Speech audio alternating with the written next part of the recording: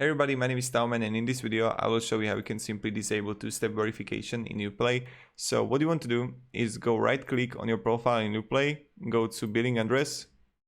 When you're in a billing address, you want to click edit account information, and then you will appear on this side, right? So I can see that, okay, I go to security and you're gonna select two-step verification, and this is where you disable it, right?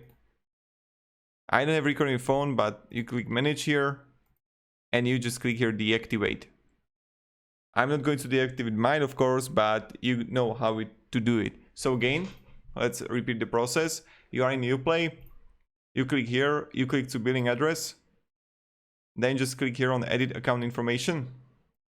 When you're right here, you want to click here and go to security, manage, and voila, here we got it. So thank you very much everybody for watching. If you have any questions, ask in down below comments.